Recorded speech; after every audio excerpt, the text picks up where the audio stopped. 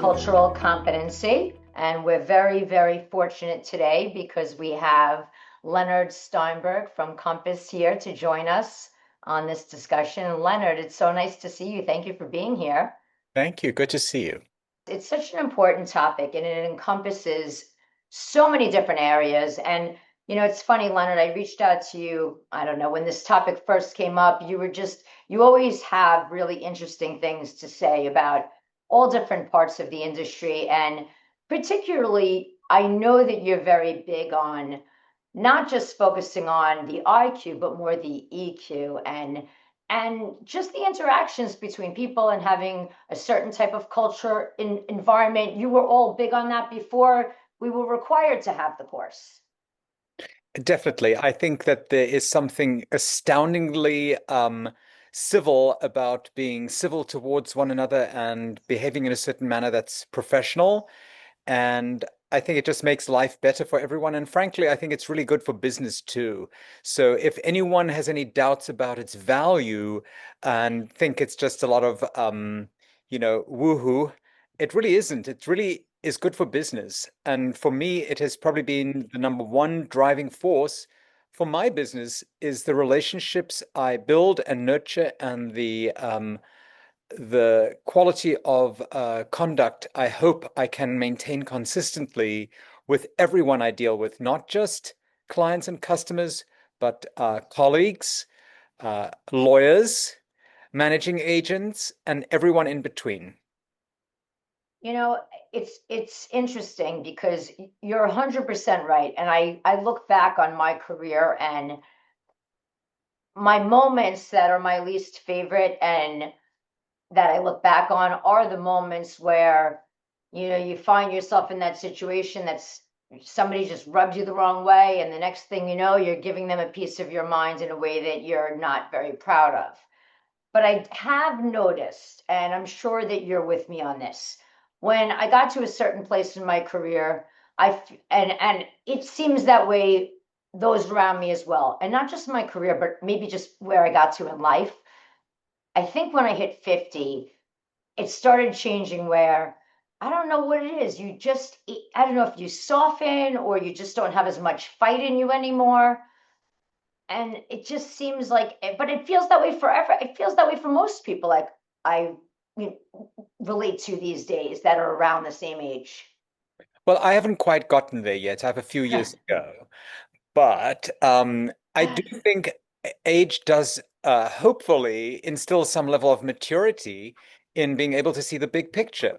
And I think when you see the big picture and you look back at the times where you didn't handle things the correct way, I think you learn that the price you paid for the energy it took to either calm down from that or to resolve the damage was so much more time than had you approached things differently. And I mean, I definitely certainly was a lot more hot-headed when I was younger, but I have over time learned with a few, taser treatments to calm down and to focus on the bigger picture, which is formulating solutions.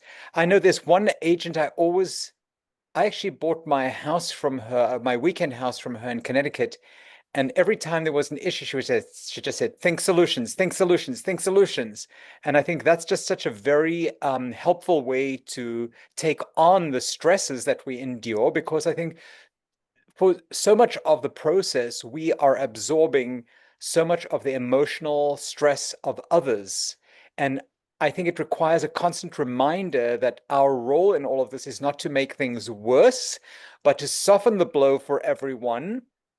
And I think we do that very competently a lot of the time. But in the process, I think we lose sight of the damage that it does to us personally, where there are moments where you just feel like you're going to break and then explode. And I think those are the moments where you have to get up, walk away, and deal with things in a more mature, constructive manner.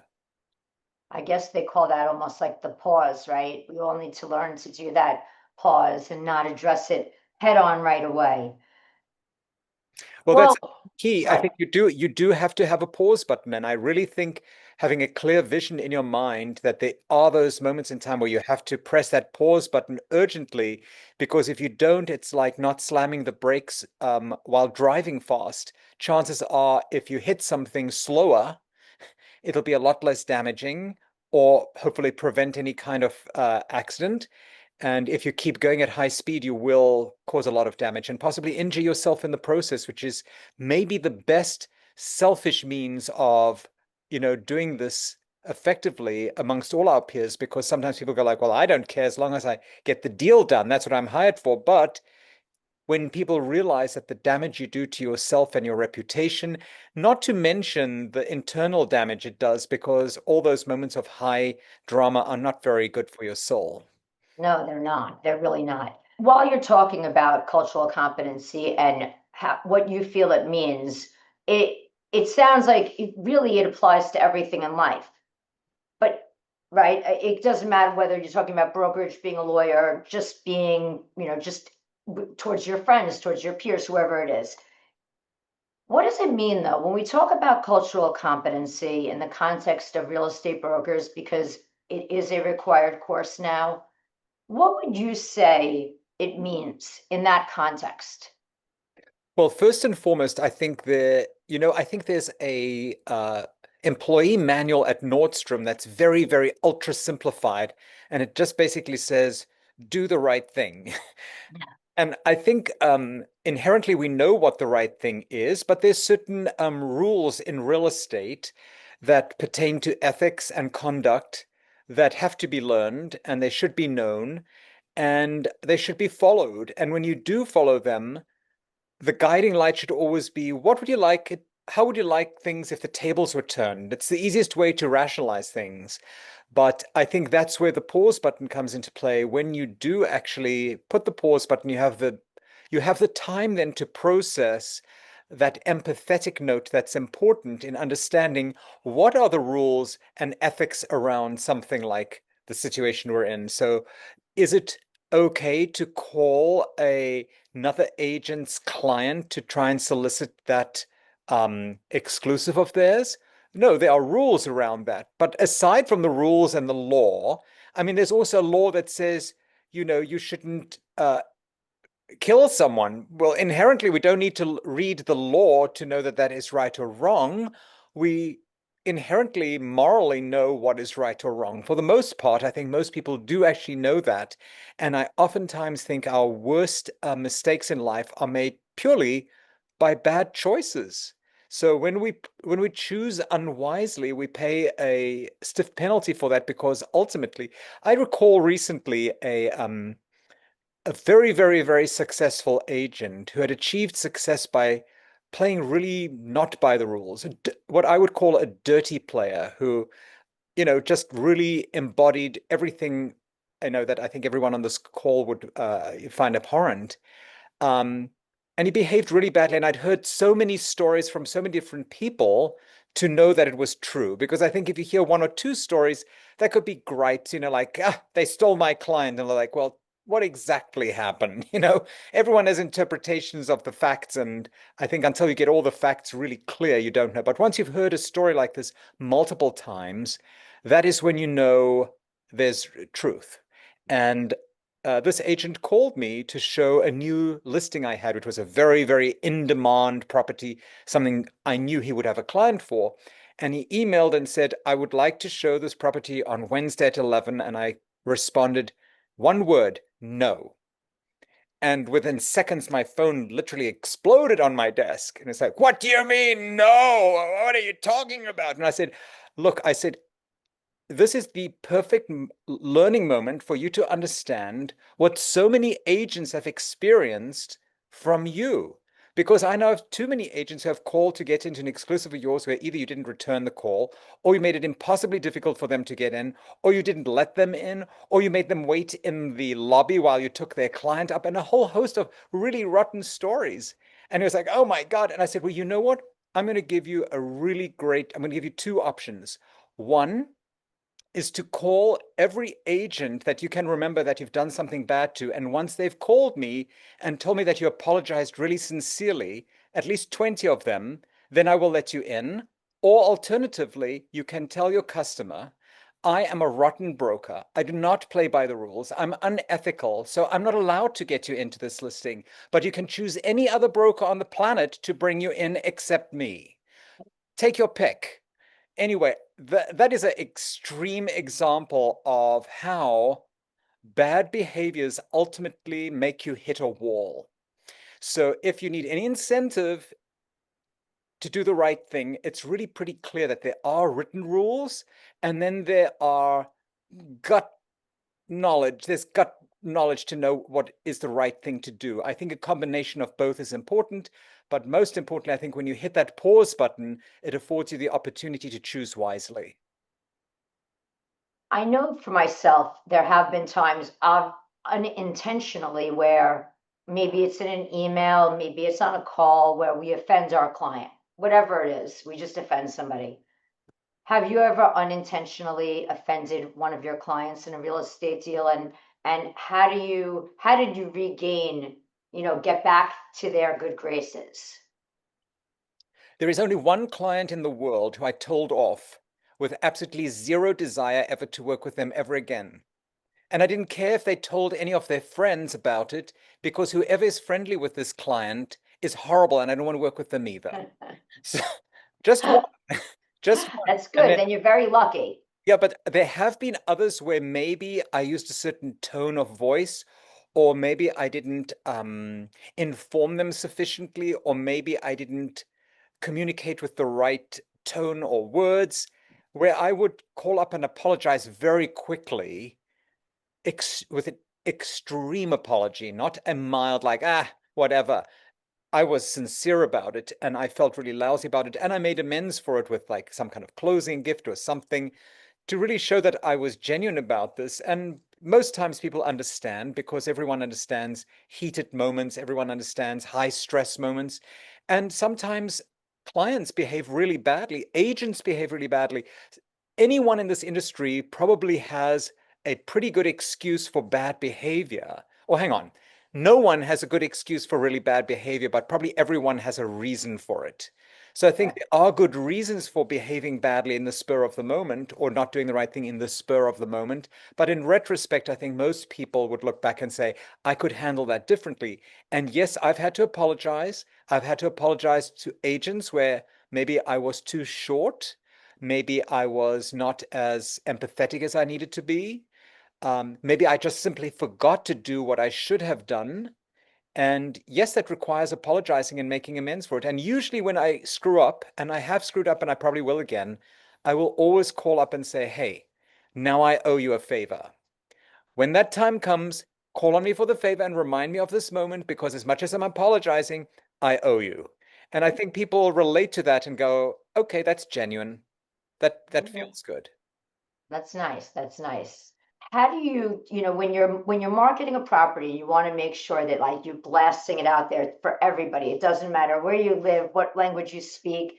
Is there any sort of what kind of processes do you go through? How do you, is it always the same or do you change it depending upon where it is? Is it always just put out there the same way you're marketing? Or is it, do you kind of change it based upon where you think it would fit in? I think ignorance is no excuse in a courtroom, as you know, in the eyes of the law.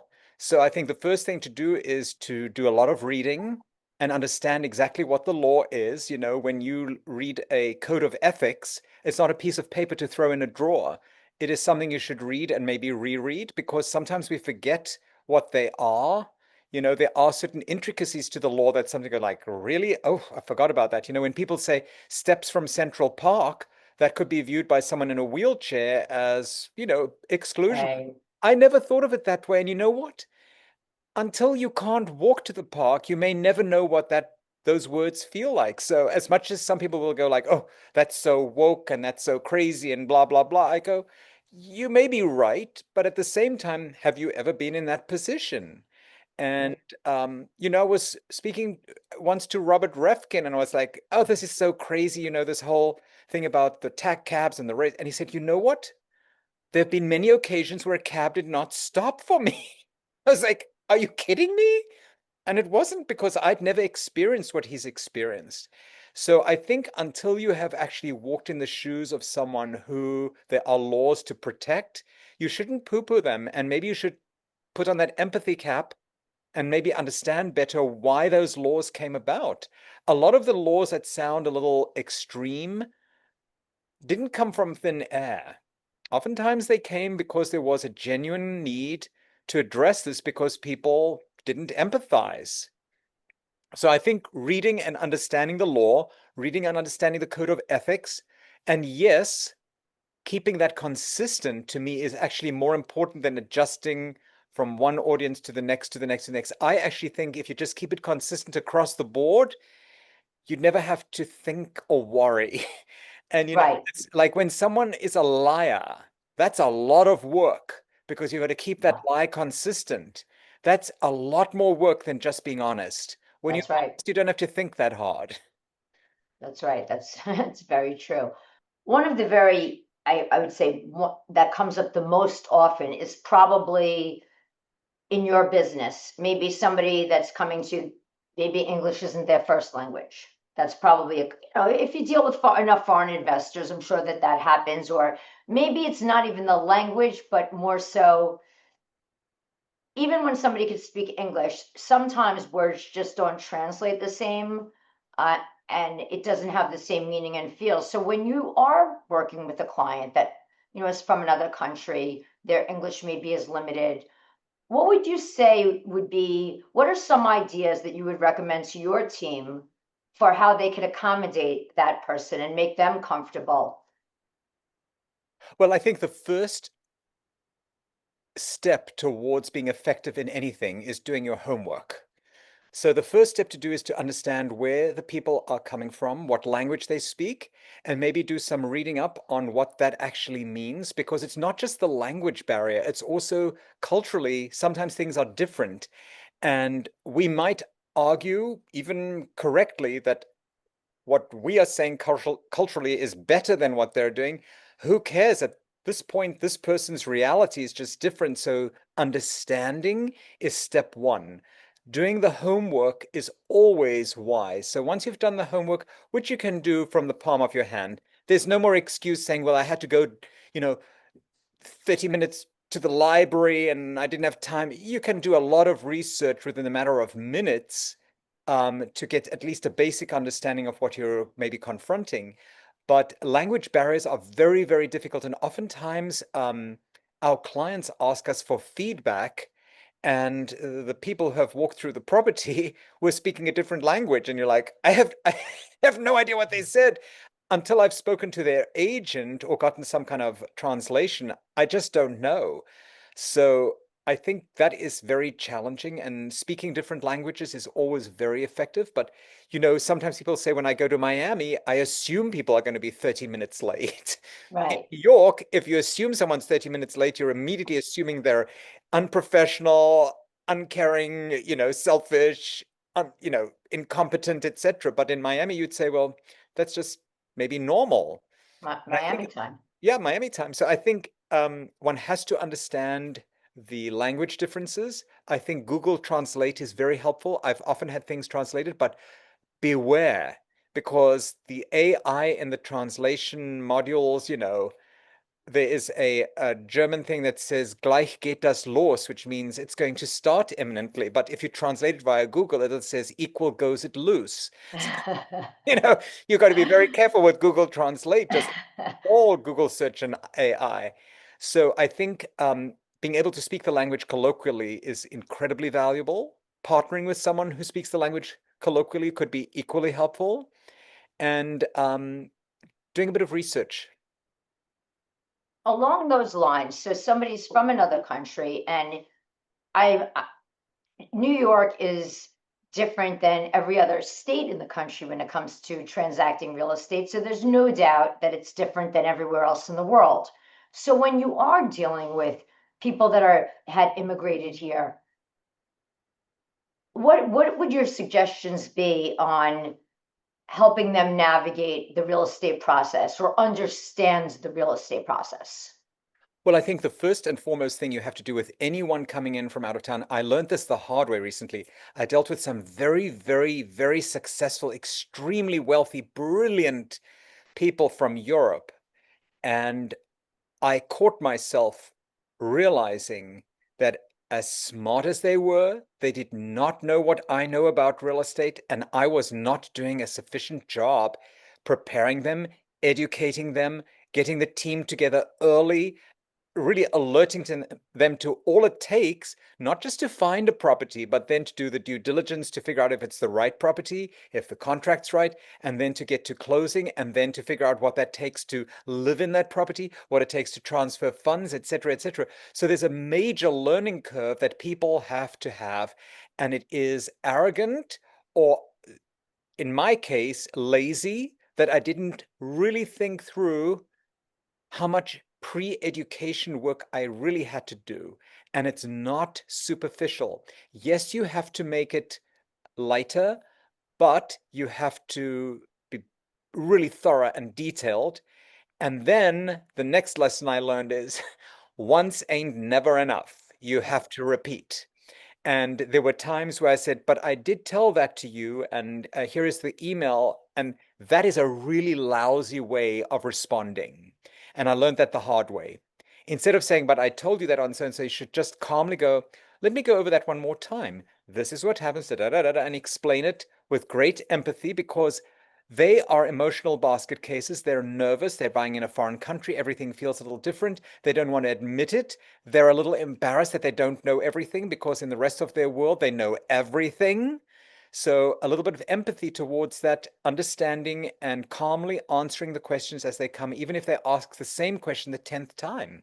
It's very frustrating, but in that again lies that pause button where instead of going, I've told that to you 10 times, what's wrong with you? You say, let me explain that to you one more time. And don't get into the, well, I told you what, and let me show you the email I sent you 3 weeks ago. They don't care. And I they know, and we shouldn't. all do, and everyone does that because it's more like you're feeling defensive and you want to make sure they know that you actually did answer it. And Just calmly answer the questions. And if during the process they go like, why didn't you tell me this? Go like, I understand. Let me explain it. Da, da, da, da. And then at the end of the process, when I've had a very difficult, demanding client, 98% of the time they say, oh my God, Leonard, I can't believe what a nightmare I was. I lost my mind and you were so patient with me. And I just cannot believe I behaved so badly. I don't know what overcame me, etc. So sometimes you recognize that people only see the big picture at the end of it all, but it is an intensely emotionally charged endeavor. And even more so when you are not 100% familiar with the culture or the language or the town or the methods. And we have to remind ourselves that even our most successful clients, unless they're specialized in real estate brokerage on the residential sphere, we speak a language that most simply don't understand or aren't familiar with. We're ultra familiar with it. So, when people talk about that listing is being deactivated, that's like kind of real estate jargon to most people. And I think we have to be very diligent in explaining things in great detail and then re-explaining it whenever it's needed. so that's actually really, really good advice for everybody because it does happen a lot. People, you're so right. I mean, what I try and do is I always we put all of our due diligence into a written report only, and that's the CYA, cover our own. But yeah, I mean, over and over, constantly have to go over, and especially like you said, it's so different outside of the U.S. so that it's understandable. Even California, when I have clients in California, they just can't fathom how is it like that. So Yeah, now, I actually wanted to buy a property in Montecito twice, and the paperwork was just astounding, and the process was entirely different, and that can differ from Westchester to New York, 30 minutes apart. So it's, and maybe the language people speak on the Upper West Side can be slightly different to the language in Park Slope. You really have to be, and this, by the way, sounds all a little oppressive, but in reality, it is probably the greatest gift to the brokerage community long term, in that IQ is replaceable via AI and technology and computers, but EQ is not. And if you can really develop your EQ skills going forward, you will have a very long, prosperous career. That's a great point. It's funny when I was going through and like preparing the different topics to cover, it's like you're falling right into it's the one of the big areas, the subcategories of going through cultural competency is self-awareness. And that's a really good point. Now, when you're working with clients from different cultures, and how do you how, how do you help how do you help your team to integrate and understand, because it's obviously you're in it, you're the first one there. As far as your team is concerned, you have new people on the team, you're training new agents, and it's not just everything will be different if somebody's coming in, just coming in from a different place. Everything about the way that they grew up, the way that they lived. Now they're just coming into New York. They're looking for a place. Maybe the kid is going to be going to school in Columbia, at Columbia, and the parents are coming here. And how is it that you can, guide your team best to prepare, not just to learn maybe about their culture and where they're from, but even as far as where to take them, or where to show them first, or how, what's like the ABCs of, here we are, this is New York, it's a big city. How do you get that like level of comfort where they're not going to be overwhelmed first? Do you start meeting them in front of a park? Like what's your process you like people to go through? Well, I think the first thing to do is to profile your buyer. And people say don't profile anyone. I profile all buyers because I want to understand their psyche. And when you start talking about, cultural institutions to an accountant, that just may not register at all. But that accountant may be an art collector. So really getting hyper specific about the profiling of the client is step number one, because knowledge is power, and the better and more accurate the inventory you take, the easier it is to formulate solutions, methods, and strategies. So the key is understanding who your audience is. And once you've understood who your audience is, everything falls into place. It's almost like creating a brand. Whenever I work with developers, I tell them what is the mission statement brand identity. Once you've done that, you automatically know which creative agency, what font, what type of imagery, what type of amenities are required. Everything falls into place. It actually makes things so much easier. So I think that is step number one. And then once you have that, then you have to understand, what is their use going to be? Is it to come into town to use temporarily as a pied-à-terre, for business, or for pleasure? If so, what is their pleasure? And then if it's to live full time, how are they going to function where they live? So I think the functionality of the home and its environment is as important as the home itself. And the only way to really tailor that is to understand fully who your audience is. And that's why I think we have this, you know, really valuable role to play as agents, not just in identifying real estate, but identifying the environment that will best serve the needs of our clients, not just the four walls. And in that lies extraordinary opportunity to demonstrate real value. So I encourage everyone on my team to become their environment specialists. Once you're an environment specialist who can provide non-Googleable insights to an environment and a lifestyle and all the things that pertain to the way your real estate has to function for you, that's when you add real value, and people are thrilled to pay for that. You just said something that I think becomes a big problem for people, which is getting a feel for the different communities and wanting to use that in a way that's going to be most beneficial for your clients, but also being careful not to, how do I say it, not to steer, not to, right? Because there's like that fine line. Like you want to, it seems that we talk about regentrification. It was, through Brooklyn, through the Bronx, everywhere, all the outer boroughs. And and yet we can't talk about it.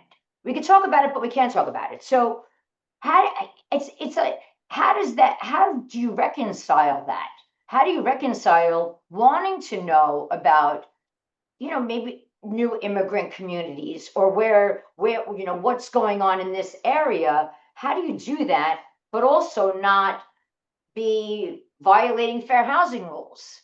It's very difficult. And I will tell you, I get these baffled expressions when people say, tell me about the schools here, and I can't speak to the schools. And they're like, are you crazy? They think I'm crazy when I tell them that. And frankly, I think that law is crazy.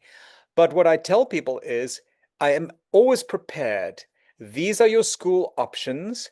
I want you to read about them and understand them, but just understand from a legal perspective, I cannot really guide you here. And I think in many regards, that is the best way around it, is to be very prepared with reading material for them and say, look, this is not a superficial subject. I'm not fully familiar with what your expectations are around schools, et cetera, et cetera, et cetera. Here is something to read and let them make that decision. But I don't believe in steering, because I think steering from a legal perspective is one thing, but even from a moral perspective is probably not wise, because you just don't know until you know. But I've had some very uncomfortable conversations with people where they say, I don't want to be around XYZ. And you go like, but at the same time, I Right, understand that. right, So I think if you are a elderly person who doesn't want to be around a lot of boisterous kids, I think there's a fair argument to that, but you can't, of course, steer. It's just legally not allowed. I always encourage people, if they want to get in a taste of a new environment, I will identify a hotel and I'll say, check in for one night, walk around the neighborhood, get a flavor for what you're seeing and how it impacts you. Because you know what? Maybe someone who's elderly, who doesn't want to be around a lot of screaming kids, walks in a neighborhood where there are lots of screaming kids, but she doesn't even, it doesn't really impact her in any way because she really doesn't even see them or come across them. And then she realizes maybe that was a stupid request in the first place, but it's for that buyer to discover that on their own, not for me to say, you can't live here. The kids are crazy. You can't do that. So I think the key is A, to go back to have done your homework as to what the law is, and then maybe offer them good reading materials. And then, very importantly, if they are moving to a new neighborhood, if there's any way for them to stay for a night or even buy them a dinner in a local restaurant and say go for a walk afterwards or drive around the neighborhood afterwards, that I think is very helpful for them to understand what they're buying into. But the law rules. These are the laws. Where if you want to change them, you've got to change the law. right. And I think that is really the guiding light behind all of the decisions agents should make, is that there are laws in place. And if you break the law, then you suffer consequences that you prefer to avoid. It's so common where, you have people that have come over from another country and they populate in an area, right? Because they're more comfortable. Not No one's telling them to do that. I remember I had clients, decades ago. They had first moved over here from Turkey, and they lived in Astoria, and a lot of their friends and cousins lived in Astoria, and it happened to have been, a lot of people that were coming over from Turkey, I guess at the time or at one point, had migrated over there. And yet it's so interesting to me that you what if somebody just says to you, I want to be in a neighborhood, I want to be in a Greek neighborhood. They say that to you. I want to live where other Greeks live. I like eating Greek food. I want to, what do you do with that? Well, I think, it's an awkward conversation, but the easiest thing is with every conversation is to externalize the lawmakers and say, I didn't make this law. These are the laws in New York State and New York City, and I have to abide by them. I cannot steer you towards a neighborhood purely because it's all Greek people, which there really is no such neighborhood. No, I'm just right, of As an course. example, exactly. You Right, could, it could be from a religious perspective, it could be from right. a whole host of things. Usually people who are very, very focused on that have done their research already, and you don't have to do that. Like I Right, know a lady, and she said, I only want to be in these few blocks because I like shopping in Koreatown. I'm not steering her. She's steering me. You know, right. do think the vast majority of people will steer you as to where they want to be if they're very, very specific about a certain issue. But if that issue poses a legal threat to your professional conduct, you have to make them aware of that and then provide them with reading material. Say, if you want to read about where Italians live and Greeks live and etc., here is some good reading material, or just Google it and then you can tell me what areas you'd like to focus on. That's fair. What about if let's just say you're working on in your office, you're overhearing another transaction, and you hear somebody make a comment that's very culturally insensitive to maybe to your client or to somebody else's client. How do you address a situation like that?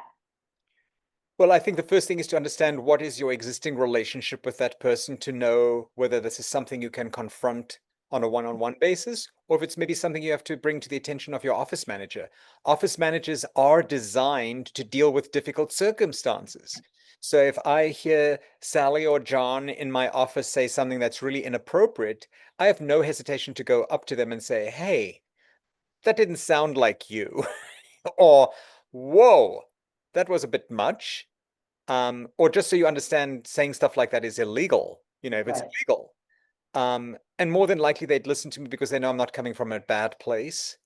And I would encourage them to do the same with me if I said that, because a lot of times most people do or say these things not knowing that they're, offending anyone. They just don't, it doesn't register. So it's important, I think, to identify who the person is who may have said something, and then decide whether this is something you're comfortable addressing in a very respectful, kind way, or if it's something you take to a manager, if it's something you don't want to deal with. What if they just said, because we know this has now changed, they said something, they said, I want to make sure that all the places you bring me to have a servant's room. What do you say to your client in those circumstances? Well, I think correcting clients and telling them you can't say that just doesn't work. Right, Sometimes you have to let things like fly over your head, especially if they aren't said amongst other people. I think if they're said amongst other people, that's different and difficult.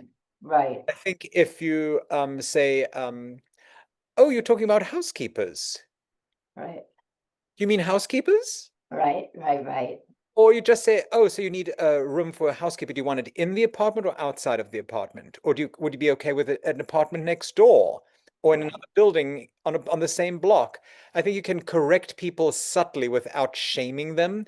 I think if you right, shame your clients, it's not effective. And in the same breath, doing so is correcting the situation without being, mean-spirited or bossy or judgmental. right. Wait, so is servant an illegal term I these days? think so. You're not supposed to say that. You're not supposed to say master bedroom anymore. I always ask where the slave quarters are and if there's still.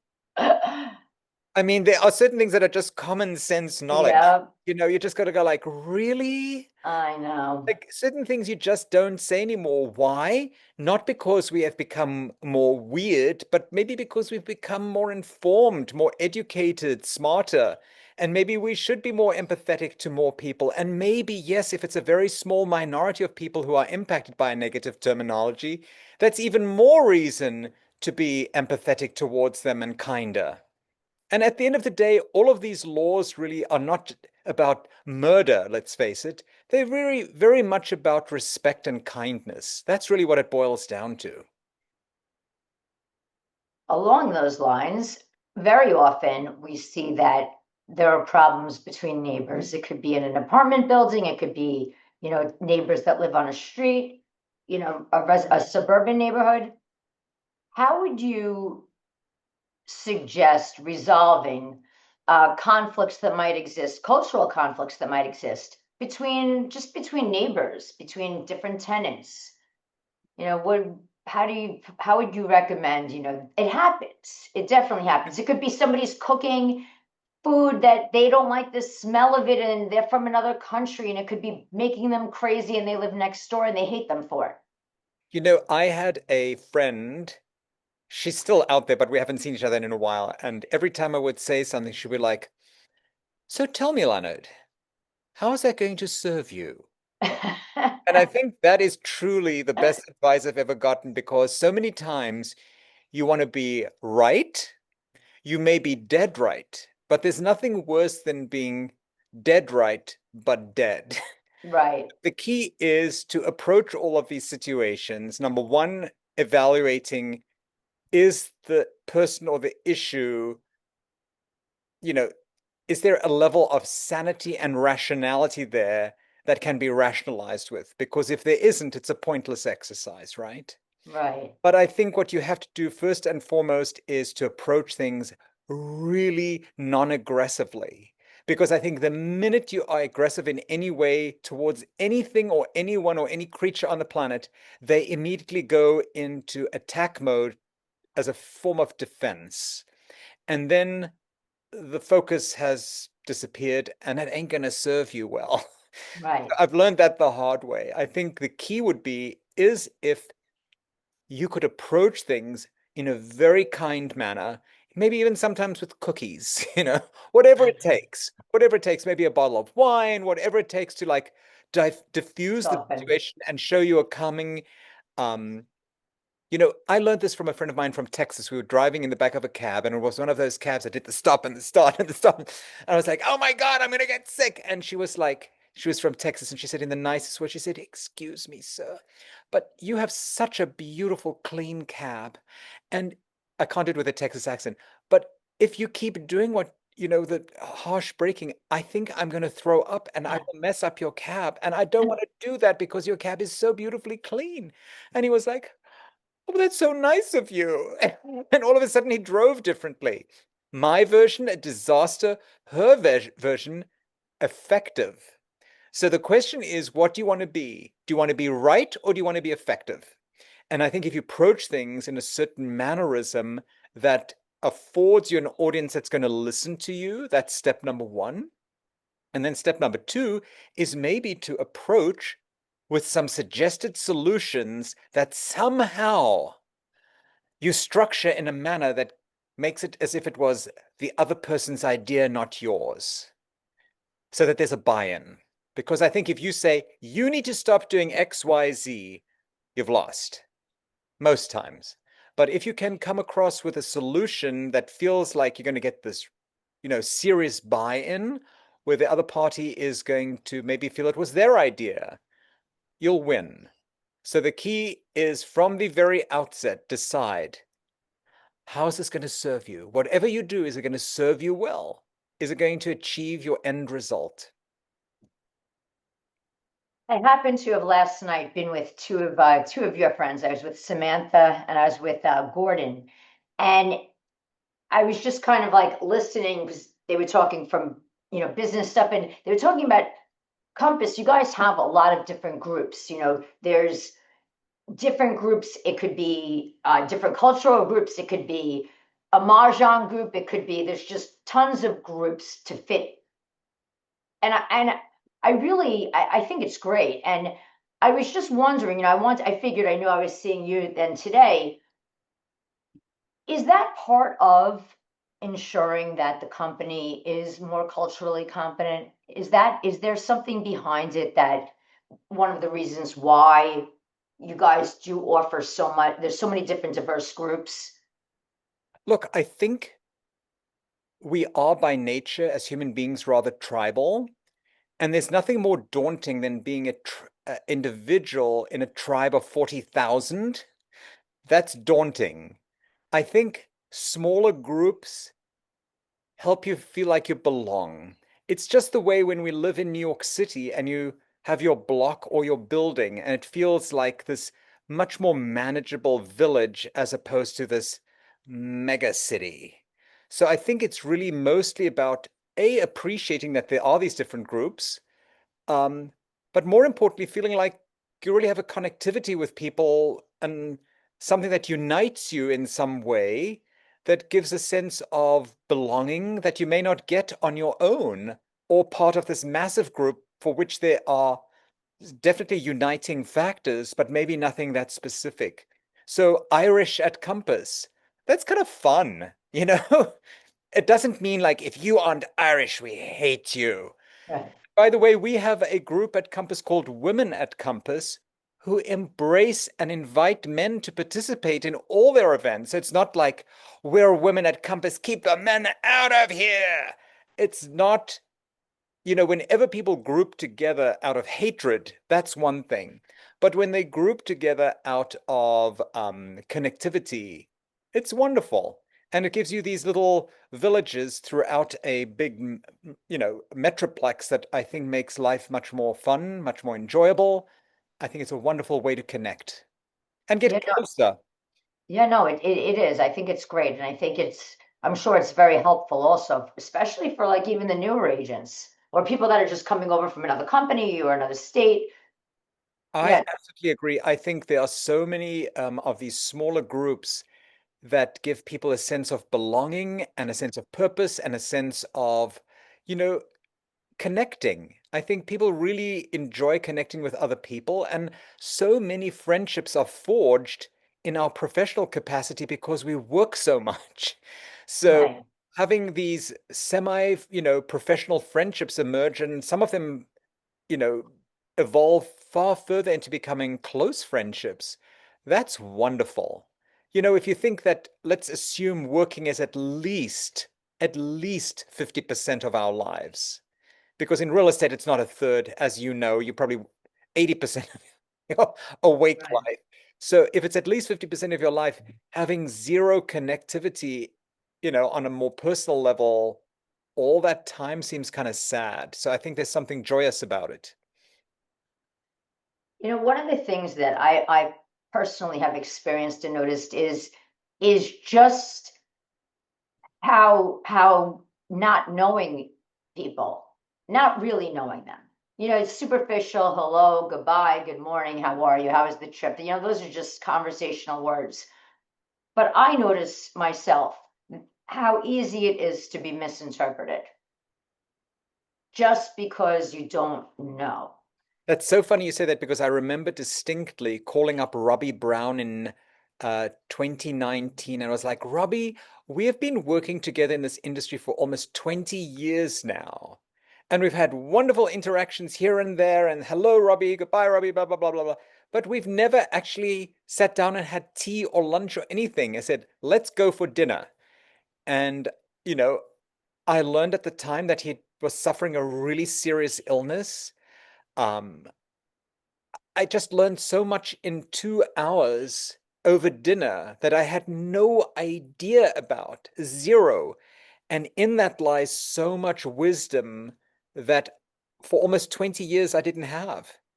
So I think getting a bit closer with your colleagues is very meaningful. It doesn't mean you have to marry them or see them every day or become close friends, but having interjecting a personal connection with your colleagues, whether it's even a lawyer or a managing agent, inspector, that humanizes what we do so much more. And I think it makes for a very healthy environment to do business in. And it's actually good for the bottom line. So for anyone who thinks that that's just mamby-pamby, it's good for business. It really is. Jamie, what do you do to nurture the relationships you have? Because you are so focused on reading documents and legal stuff that it must be very difficult for you to you know, create more of a personal connection. I generally like this week I have an office on Long Island, which I'm at right now, and I also have an office in the city. So I try and get into the city, at least once or twice a week. And I hadn't really seen my team, so I went in this week just to see them, just to go take them out for a couple of drinks after work. And I try and do that. If I'm in the office, I'll try and have lunch with my team and just so that we can sit there and maybe talk more personal because it's true, you brought it's when you found out that Robbie had been suffering and how that changes your perspective. It's amazing how if you just finding out maybe I don't want to use the word weakness, but maybe some a childhood trauma that the person suffered from. Once we like hear these things, it really changes. It changes and it should because Well, it it's makes, humanizing. It's humanizing. And I remember there was an agent who for years was just cranky and nasty every single time, but very intelligent. And I respected this agent. And then I found out that this agent suffered from severe depression, was heavily medicated, and was living with a very severely ill husband. And I was like, ah, now I feel really badly. I yeah. should be much kinder to her. So I do think as I've always said, there's no good excuse for bad behavior, but there's always a reason. Right. No, I really do try. And like when you see somebody, I don't know, you maybe you're walking down the street and you accidentally hit somebody and there's that person that curses you out for it. When it was totally, you just say to yourself, you know what, they must be having a bad day. Yep. You And gotta people try have not to. bad days, and you can have all kinds of stuff happen in a day, which you just don't know. You That's don't. right. That's right. Well, thank you so much for Thank being here, you. Leonard. It's Thanks. great to see you. You too. Leonard's Be well. fantastic.